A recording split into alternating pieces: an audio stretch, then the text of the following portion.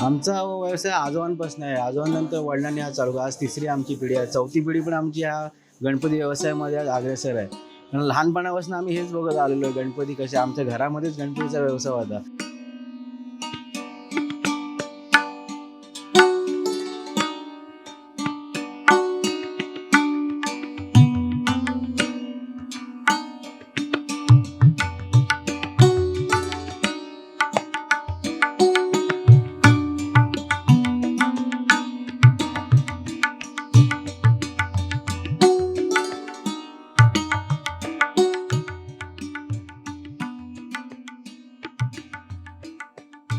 आमचा हा व्यवसाय आजोबांपासून आहे. आजोबांनंतर वडिलांनी हा चालू केला. आज तिसरी आमची पिढी आहे. चौथी पिढी पण आमची ह्या गणपती व्यवसायामध्ये आज अग्रेसर आहे.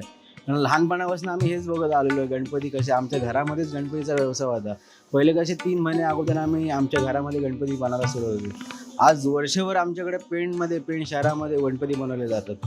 आज वेगवेगळ्या ठिकाणून आपल्याकडे आज पेणमध्ये गणपती न्यायला येतात लोक. आमची आवड म्हणजे आमच्या घरात लहानपणापासून आम्हाला एक गणपतीच्या ह्याच्यापासून आकर्षण निर्माण झालं का बाबा नाही आपण पण आम्ही लहानपणापासून ते जे आमचे वडील काम करायचे ते आम्ही बघून आम्ही पण ते काम शिकलो. तर नाही आम्ही पण त्याच्यामध्येच इन्व्हॉल्व झालो आणि आम्ही पण आज गणपतीच्या कामामध्ये मी आणि माझा भाऊ एक आहे सचिन समय म्हणून, मी निलेश समय, आम्ही दोघंही देखील ह्या व्यवसायात आज आम्ही ह्याच्यात मोठ्या प्रमाणात आम्ही आज व्यवसाय बनवतो. आज माझ्या कारखान्यात दीपक कला केंद्रामध्ये आपण जवळपास 25,000 मूर्ती आपण बनवतो.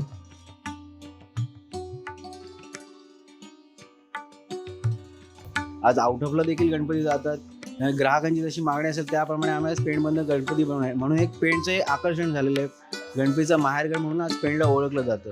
इंडियामध्ये ऑल ओव्हर इंडियाच्या बाहेर आपले आउट ऑफ जातात सगळीकडे.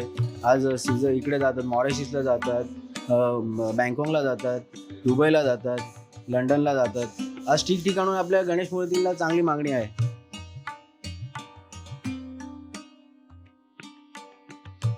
आमच्याकडे आता गणपती हे दसऱ्यापासून गणपतीची सुरुवात होते. गणेश मूर्ती बनवण्यासाठी नवरात्र झाली का दसऱ्याला आमच्या गणपतीचा मुहूर्त चालू होतो.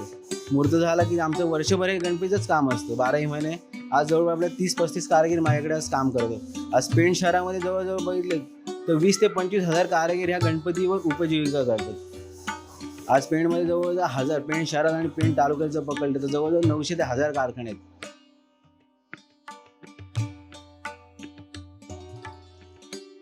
4 फुटाच्या उंचीच्या मूर्तीचे शासनाने निर्णय दिलेला आहे. त्यामुळे 4 फुटाच्या मूर्तींची आम्ही आज तयार केलेल्या आहेत. आज 4 फुटामध्ये एक तुम्ही जर आज बघितलं असेल छत्रपती शिवाजी महाराजांची ती जी मूर्ती आहे तिला आज भरपूर मागणी आहे.